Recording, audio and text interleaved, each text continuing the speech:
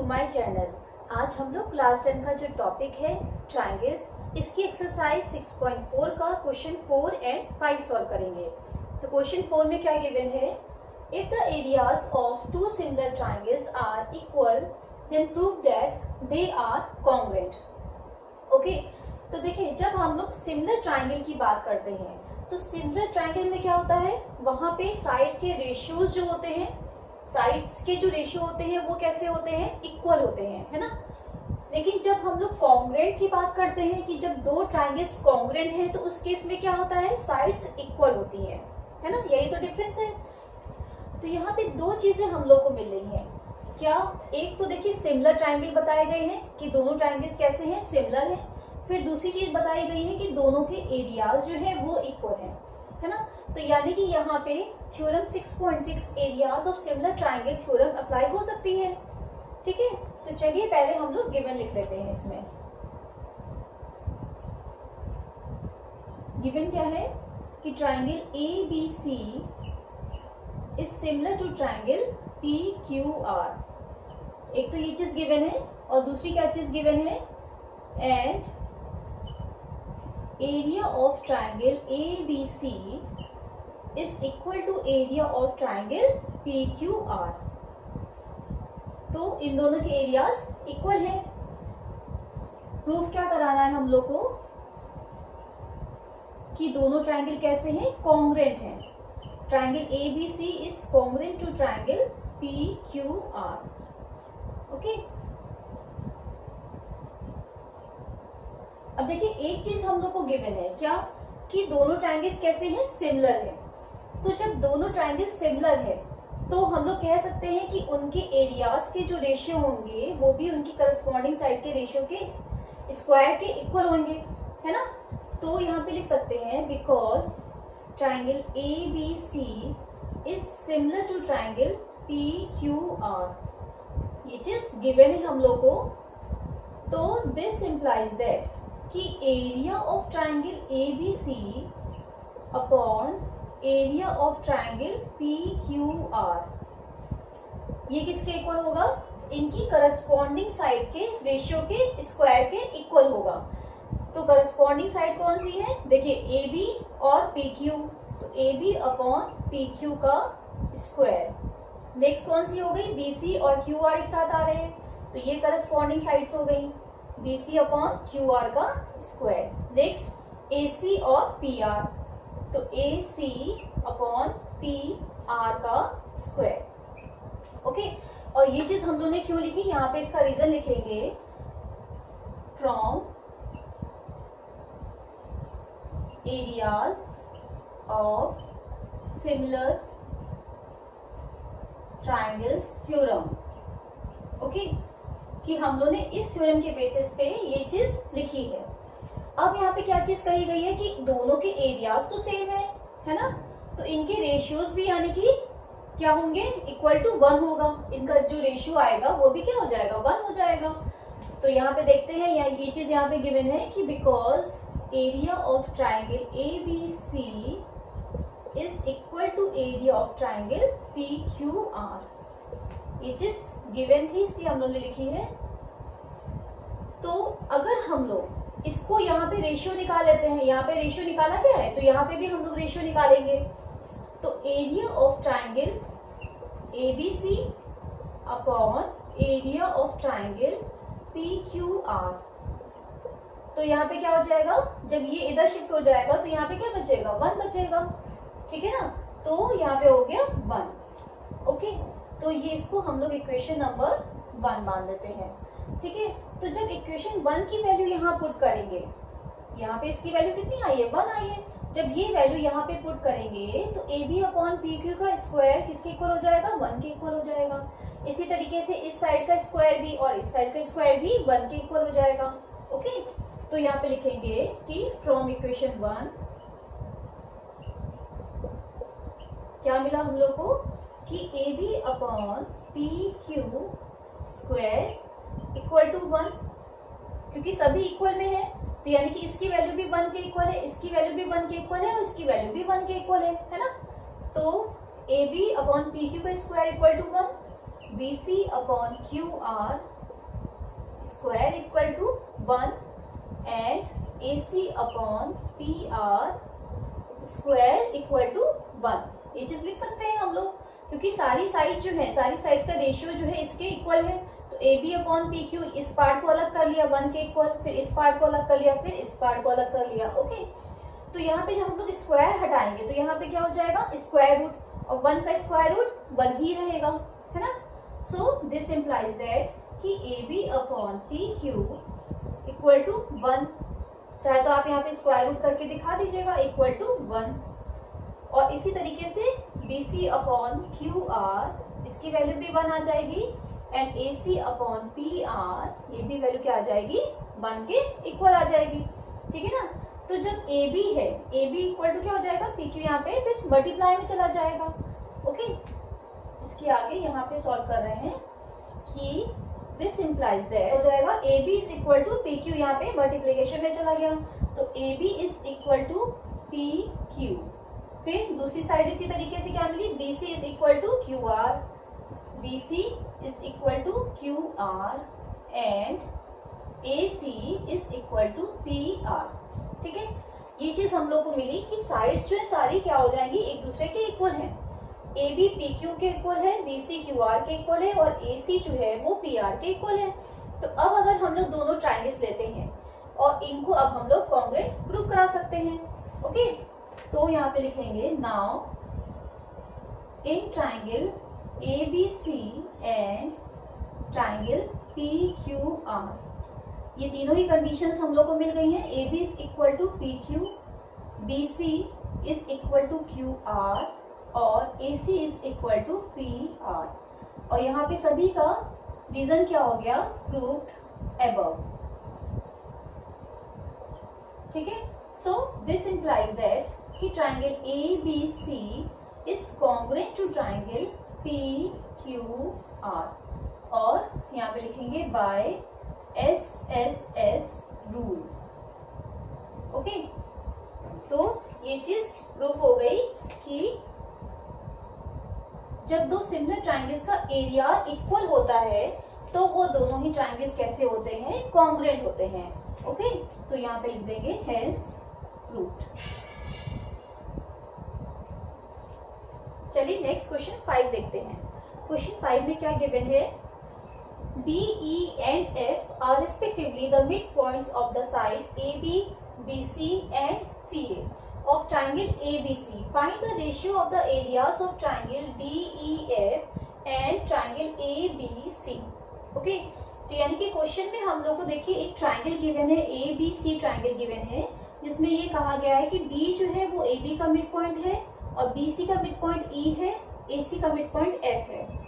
Okay, तो यहाँ पे जो है हम लोग को ratio of the area find करना है कि DEF और ABC का के एरिया का रेशियो फाइंड आउट करना है। ओके, तो चलिए इसका सॉल्यूशन करते हैं। देखिए यहाँ पे हम लोग को AB का मिड पॉइंट D गिवन है और AC का मिड पॉइंट F गिवन है।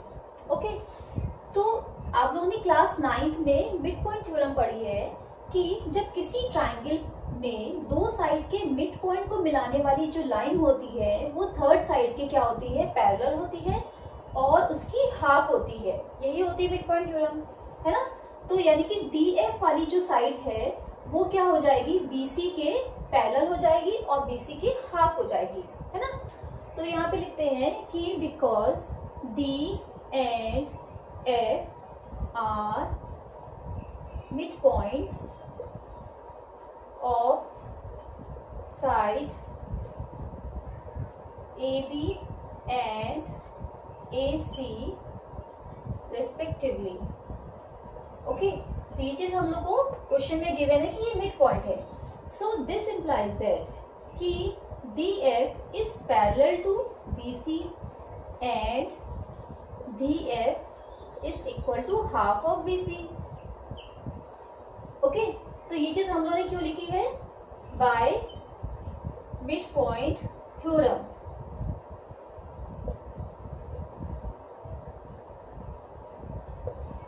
ओके, तो मिड पॉइंट थ्योरम से क्या क्या चीज मिली हम लोगों को कि DF वाली जो साइड है वो BC के पैरेलल है और BC की हाफ है। ओके, अब देखिए इसी तरीके से अगर हम लोग बात करें D और E की, तो ये दोनों भी तो मिड पॉइंट्स हैं, है ना, AB और BC के मिड पॉइंट्स हैं। तो हम लोग अब ये भी तो कह सकते हैं कि जो DE वाली जो लाइन है वो किसके पैरेलल हो गई, AC के पैरेलल हो गई, है ना, और AC की पैरेलल हो गई और साथ में क्या हो गई, AC की हाफ भी हो गई। तो ये चीज भी हम लोग को मिल गई। तो यहाँ पे लिख सकते हैं सिमिलरली क्या मिला हम लोग को कि DE is parallel to AC and DE is equal to half of AC। Okay, इसको हम लोग पहले इक्वेशन नंबर 1 मान लेते हैं और इसको इक्वेशन नंबर 2 मान रहे हैं, और यहाँ पे इसका रीजन लिख दीजिएगा bye mid point theorem. Okay, और इसी तरीके से यहाँ पे लिख सकते हैं एंड, देखिए अब हम लोग ने DE वाली लाइन की बात करी थी, अब हम लोग E और F वाली लाइन की बात करेंगे। तो यहाँ पे E भी जो मिड पॉइंट है BC का और F जो है मिड पॉइंट है AC का। तो इट मीन्स ये वाली जो साइड होगी, EF वाली जो साइड है वो भी क्या है, AB के पैरेलल है और AB के हाफ है। ओके, तो ये चीज भी लिख लेते हैं and EF is parallel to AB and EF is equal to half of AB। Okay, और यहाँ पे भी इसका रीजन यही हो गया बाय मिड पॉइंट थ्योरम। इसको हम लोग इक्वेशन नंबर 3 मान रहे हैं। ओके, तो अब देखिए हम लोगों ने ये चीज पैरेलल प्रूफ करा दी है। अब जब पैरेलल हम लोगों ने प्रूफ करा दी है तो कहीं ना कहीं हम लोग को करस्पॉन्डिंग या अल्टरनेट एंगल्स जरूर मिल रहे होंगे। तो अब देखिए यहाँ पे जो एंगल फॉर्म हो रहा है D वाला जो एंगल फॉर्म हो रहा है इस वाले ट्राइंगल में, DE वाले ट्राइंगल में, तो ये वाला एंगल इसके क्या हो जाएगा, इक्वल हो जाएगा। क्यों, क्योंकि देखिए ये वाली लाइन हम लोगों ने बताई है ना पैरेलल है। ये जो DE वाली जो साइड है वो क्या है, यहाँ पे अगर FC ले रहे हैं तो ये दोनों साइड्स कैसी हैं, इसी का एक पार्ट है ना, चाहे आप AC लिखिए चाहे आप FC लिखिए, AC है, ये दोनों साइड्स कैसी हैं, पैरेलल हम लोगों ने बताई है। तो यहाँ पे जो एंगल फॉर्म हो रहे हैं ये ट्रांसवर्सल गया है, जो एक डायरेक्शन में जो एंगल बनते हैं वो कैसे होते हैं, करस्पॉन्डिंग एंगल्स होते हैं। तो यहाँ पे जो एंगल फॉर्म हो रहा है और यहाँ पे जो एंगल फॉर्म हो रहा है वो दोनों कैसे हैं, करस्पॉन्डिंग एंगल्स हैं, इसलिए ये इक्वल है। तो अगर हम लोग ट्राइंगल DBE इस वाले ट्राइंगल को इस पूरे वाले ट्राइंगल के सिमिलर प्रूफ करा दें, कैसे प्रूफ होंगे, देखिए एक तो एंगल हम लोग को ये मिल रहा है, फिर दूसरा एंगल कौन सा मिलेगा, जब हम लोग DBE वाला ट्राइंगल लेते हैं और दूसरा हम लोग ने कौन सा ट्राइंगल लिया है, ABC वाला ट्राइंगल लिया है। तो एंगल B तो दोनों में आ रहा है ना, तो दोनों में कॉमन है, तो हम लोग इनको सिमिलर प्रूफ करा सकते हैं। ओके, तो अब यहाँ पे लेंगे now in triangle DBE and triangle ABC। अब यहाँ पे लिख सकते हैं कि angle B is equal to angle B because this is common, और दूसरा एंगल कौन सा मिला हम लोग को, angle DEB is equal to angle ACB। तो यहाँ पे इसका रीजन क्या हो गया, करस्पॉन्डिंग एंगल्स। तो बाय ए सिमिलरिटी क्या हो गए, दोनों ट्राइंगल्स कैसे हो गए, सिमिलर प्रूफ हो गए। Okay, so this implies that कि triangle DBE is similar to triangle ABC by A similarity. Okay, तो जब दोनों ट्राइंगल सिमिलर प्रूफ हो गए हैं तो यहाँ पे जब इनके एरियाज का रेशियो निकालेंगे वो किसके इक्वल होगा, इनकी करस्पॉन्डिंग साइड के रेशियो के स्क्वायर के इक्वल होगा। ओके, तो यहाँ पे लिखेंगे this implies that area of triangle DBE upon area of triangle ABC is equal to, अब यहाँ पे देखिए साइड कौन सी लेंगे, एक DE वाली साइड है, इसकी DE वाली साइड और इसकी AC वाली साइड, ये करस्पॉन्डिंग साइड्स हो गई, ठीक है ना। तो यहाँ पे लिख सकते हैं कि DE अपॉन ए सी का स्क्वायर। और यहाँ पे इसका रीजन लिखेंगे from areas of similar triangles theorem. Okay, तो ये चीज हम लोग को मिली है कि area of triangle DBE upon area of triangle ABC is equal to क्या मिला है, DE अपॉन AC का स्क्वायर मिला है। ठीक है, अब देखिए यहाँ पे DE को हम लोग ने किसके इक्वल प्रूव कराया है, DE क्या है, हाफ ऑफ AC है ना। तो यहाँ पे DE की जगह पे बाय इक्वेशन 2 हम लोग हाफ ऑफ AC रख सकते हैं। तो यहाँ पे क्या लिख रहे हैं, area of triangle DBE upon area of triangle ABC। यहाँ पे DE की जगह पे हम लोगों ने हाफ ऑफ AC पुट कर दिया और अपॉन AC का स्क्वायर, और यहाँ पे लिखेंगे by equation second. Okay, equation second की वैल्यू यहाँ पे पुट कर दी, हाफ ऑफ AC कर दिया, तो ये हाफ नीचे आ जाएगा और AC कैंसिल हो जाएगा, है ना। तो यहाँ पे क्या लिख सकते हैं कि area of triangle DBE upon area of triangle ABC is equal to 1/2 का स्क्वायर करेंगे तो वैल्यू क्या आ जाएगी, 1/4 आ जाएगी। ओके, और अगर हम लोग triangle area of triangle ABC को इधर शिफ्ट कर दें, ठीक है, तो क्या मिलेगा हम लोग को, area of triangle DBE is equal to 1/4 of area of triangle ABC। ये हम लोगों ने इक्वेशन नंबर 4 एज्यूम कर ली। ओके, ये इक्वेशन नंबर 4 है। अब देखिए हम लोगों ने इस छोटे वाले ट्राइंगल को इस बड़े वाले ट्राइंगल के सिमिलर प्रूफ कराया था और इनके एरियाज का रेशियो भी हम लोगों ने निकाल दिया। सेम इसी तरीके से अगर हम लोग देखिए ADF वाला ट्राइंगल लेंगे और ABC वाला ट्राइंगल लेंगे और इनको सिमिलर प्रूफ करा दें, वहां पे क्या हो जाएगा, वहां पे देखिए A वाला जो है, A वाला एंगल कॉमन आएगा, और इसी तरीके से अगर D वाला एंगल है, D वाला एंगल और ये वाला एंगल, ये भी कैसे हो जाएंगे, करस्पॉन्डिंग एंगल्स हो जाएंगे, इससे इक्वल हो जाएंगे। तो सेम इसी तरीके से जैसे इसमें प्रोसेस करी थी कि उनको सिमिलर प्रूफ कराया था, इसी तरीके से इस वाले ट्राइंगल को या इस वाले ट्राइंगल को क्या हो जाएगा, ABC के हम लोग सिमिलर प्रूफ करा सकते हैं। ठीक है, बड़े वाले ट्राइंगल के सिमिलर प्रूफ करा देंगे। तो ये चीज बार बार करने की जरूरत नहीं है, एक चीज हम लोगों ने पूरी प्रोसेस करके दिखा दी, इस छोटे वाले ट्राइंगल को इस ABC ट्राइंगल के सिमिलर प्रूफ करा करके इनके रेशियोज हम लोगों ने निकाल दिए। सेम इसी तरीके से लिखेंगे कि ट्राइंगल ADF का जो एरिया होगा वो भी क्या हो जाएगा, 1/4 ऑफ एरिया ABC हो जाएगा। ओके, और इसी तरीके से जो ट्राइंगल EFC का भी जो एरिया होगा वो भी 1/4 ऑफ एरिया ABC होगा, है ना। तो यहाँ पे लिख सकते हैं similarly area of triangle ADF is equal to 1/4 of area of triangle ABC। इसको हम लोग इक्वेशन नंबर 5 मान लेते हैं। इसे लिखेंगे and area of triangle FEC is equal to 1/4 of area of triangle ABC। ठीक है, दिस इज इक्वेशन नंबर 6। अब यही चीज हम लोग को बार बार प्रोसेस कराने की जरूरत नहीं थी, सिमिलरली हम लोग ने ये चीज लिख दी। तो जब हम लोग इस वाले ट्राइंगल का एरिया हम लोग को निकालना है ना, इस वाले ट्राइंगल का और इस बड़े वाले ट्राइंगल, तो इसका एरिया अगर हम लोग निकालना चाहेंगे तो हम लोग क्या करें, इस बड़े वाले ट्राइंगल में से, इस बड़े वाले ट्राइंगल में से अगर हम लोग इस ट्राइंगल का एरिया, इस ट्राइंगल का एरिया और इस ट्राइंगल का एरिया माइनस कर देंगे तो इस वाले ट्राइंगल का निकल आएगा, है ना।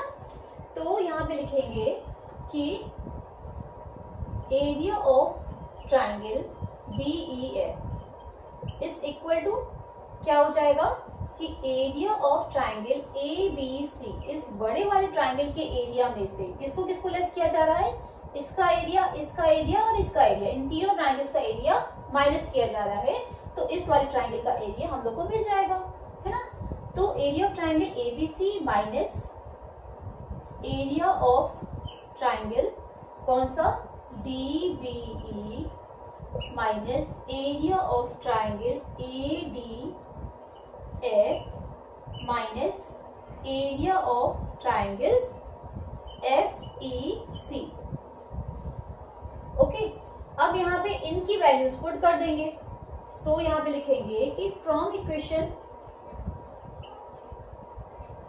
4th, 5th एंड 6th क्या चीज मिली हम लोग को कि area of triangle DEF is equal to area of triangle ABC minus 1/4 of area of triangle ABC।